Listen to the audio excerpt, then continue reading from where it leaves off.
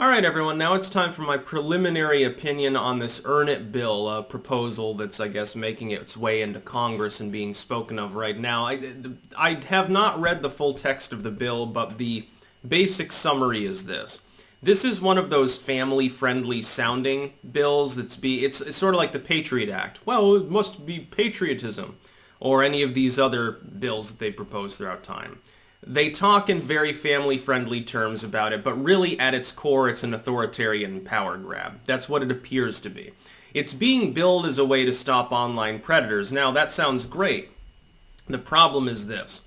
What it actually proposes, that's the billed intent, but the actual proposal itself is for every message online, every email, DM, and so forth to be scanned more or less in real time.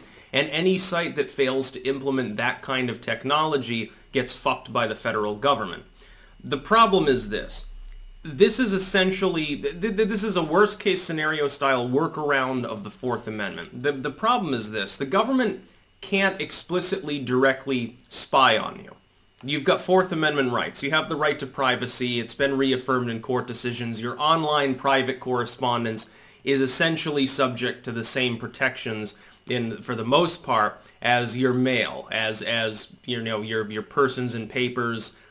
Your papers extend to the technological realm, just as the right of the press, which is literally a printing press, extends to using a word processing system. The fact that I'm not using a manual press available in the 1700s does not nullify the First Amendment. The fact that my religious views don't date to the 1700s or before doesn't nullify the right to practice the religion.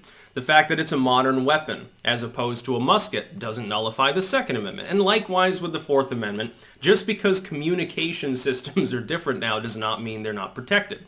So the government got a bright idea. We're just going to coerce the companies into introducing the same kind of spying and reporting directly, or at least giving us leeway. We don't need a court order or anything. It's technically voluntary. We're just going to make life as miserable for them as possible, remove all possible protections, in order to coerce them. See, the idea is this. Government's not telling them they have to use such scanning. They just will lose their normal protection. See, right now, Congress has enacted laws to protect tech firms from being sued and from being prosecuted for the conversations people are having. That is essentially their platforms. They can't live scan everything. But now the technology is being developed that potentially makes it possible for a bunch of algorithms to take up 99% of the work. What would happen is that they would red flag material and it would be sent to the company or to the law enforcement or whatever. Now, again, in substance, the meaning of the bill, the intent of the bill is fundamentally good, which is, hey, just because it's private communication doesn't mean it can't be illegal, and we want that to be red flagged, and we want to be able to look into what people are doing. We want to know if they're building bombs. We want to know if they're predating upon children. That's good. The problem is that this is a Fourth Amendment workaround that essentially would require the mass storage of all of that material forever and make it fully available to be scanned by the government itself. Now, it is unconstitutional. In its current form, to my understanding, it would be unconstitutional. The problem, as we've seen, is this. Number one, courts aren't always right. Number two, courts are very, very slow, even if they do make a right decision. Number three, because of the private nature of the workaround, some courts, for instance, it's blatantly unconstitutional that a person would be banned at this point off of the use of Twitter in the normal way. You can set up alerts for a page on Twitter, get USGS alerts, you can communicate with your politicians that your taxpayer money funds. It is obviously against the concept of equal protection under the law that anyone who is a U.S. citizen or lawful resident should be banned off a platform that essentially is platforming government goods and services. Because equality applies to access to those government services. If a person's not breaking the law, they're not currently incarcerated or in the loony bin, they should absolutely have the right at the very least to interact with those public services.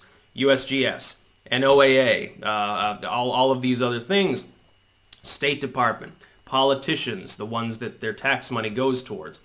But courts have repeatedly ignored that particular argument in favor of just saying, well, it's a private business. The problem, my fear, is that this passes and they do the same thing. And they say, well, the government's not forcing anyone to do anything. The government's just saying that it's going to remove protections for sites that don't. Well, this will definitely hurt small-time internet sites. You know, all of that software that's going to need to be implemented will be proprietary. You know that they're going to have to pay through the nose to use it.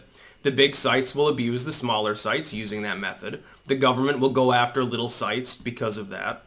And also the soccer mom censorious crowd, what'll eventually happen is that what they'll do is they'll say, well, this site, you know, a free speech site that stands for the Fourth Amendment, is enabling pedophiles. This site that doesn't want to scan the messages of its users is enabling people to build bombs and do terrible things.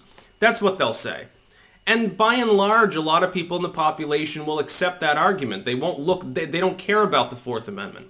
They've been trained up for years now by the sort of things these tech firms have already been doing, violating people's fundamental constitutional liberties in some cases, or at least the spirit, the philosophy behind freedom in all cases.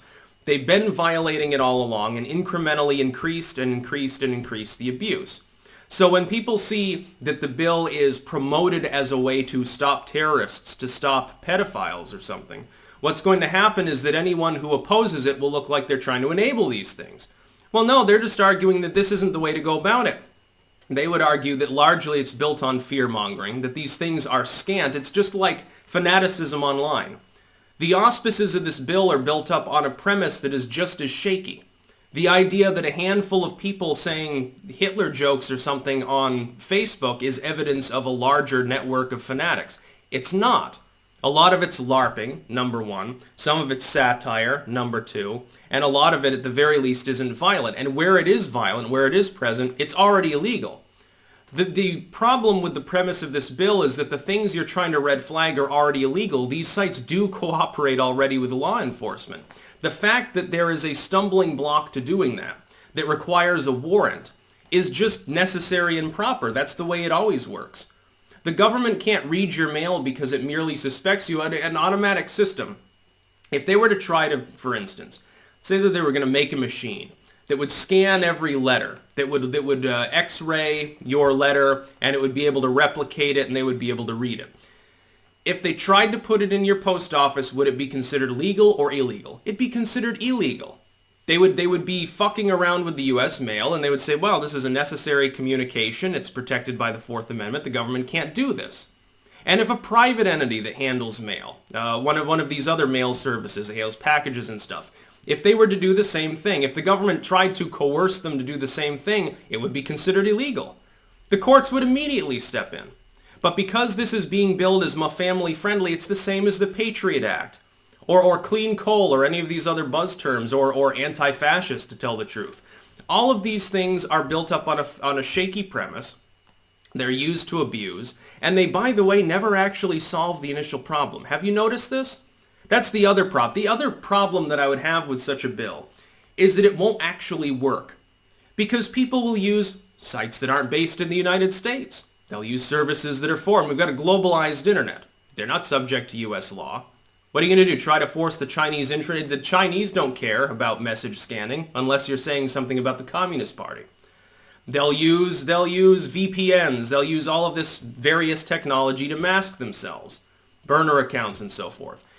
I'm sure that they will. They'll develop the means necessary, because if someone is really involved in criminal behavior, they're going to try to evade this sort of thing. The average user won't. They don't care. The average user is either oblivious to the fact that it's happening, number one, or incapable of escaping it, number two, and they might be uncomfortable with it, but they're not going to raise a stink at the end of the day. That's the other problem. Even among libertarians, a lot of people won't speak out because they'll be afraid. They'll be afraid of being profiled or targeted by government or by some corporation. So they won't even talk about it. And I didn't even know that this existed until a few days ago. How long has this been talked about? Probably for a long time. That's the problem of the legacy media. They don't talk about anything, so you have to rely upon a loose network of independent content creators to actually bring it to your attention that something draconian like the Echelon Act is coming. Remember Project Echelon? Remember all of these other things the government has done over time? I thought we were through with this. The NSA spying eventually got basically thrown out because it was useless anyway. So you're saying that the NSA spying, which takes a form fundamentally roughly similar to this, that didn't do anything. It didn't catch anyone. It just made a big mess because you get a huge pile of info and no way to sort it properly. You're telling me that didn't work, but this will? No, it won't. It's just a power grab. It's a way for them to go after the smaller, especially free speech sites on the internet. Because, I mean, imagine. Do you think that Gab or Minds is going to be willing to voluntarily implement such material? No, probably not. Well, then all you need is a couple of crazy agent provocateurs to take up root on that site and start talking about weird shit, and then they get knocked off the internet because they lose their protections and get sued into oblivion. The problem is, what'll happen is that those sites will become the place where people that are fanatic or perverted or whatever end up operating, because they won't be scanning messages. And so law enforcement will just get a warrant, say, well, we think that the terrorists have moved onto BitChute, so we're gonna get a warrant and we're gonna look through things. They'll find plenty of evidence of that happening. And then, by the way, this will be used to attack alt tech, because messages and shit that aren't on the mainline sites anymore because of the message scanning will be used as evidence that it was always happening on alt tech, which won't be the case. What will happen is that sites that stand for the Fourth Amendment will be wrongfully targeted. And it won't eliminate the problem, it'll just move it around. And then from alt tech, once alt tech crumbles, it'll move overseas, beyond the reach of US law enforcement. That's what'll end up happening. At least if I'm, reading the premise of this particular bill correctly. So I would generally oppose it, at least in that current form. The idea of trying to clamp down on criminal messaging, that's fine, but the problem is you can't destroy the Constitution in the process. It's like saying, well, we want to stop murder. This is the Stop Murder Bill. Fine, but then you find out that the Stop Murder Bill is just, we're not going to allow any guns. Well, it violates the Constitution. It also won't work. It'll just shuffle the violence to a different class of weapon anyway, and at the end of the day, you're right back where you started. That's about all. Peace out.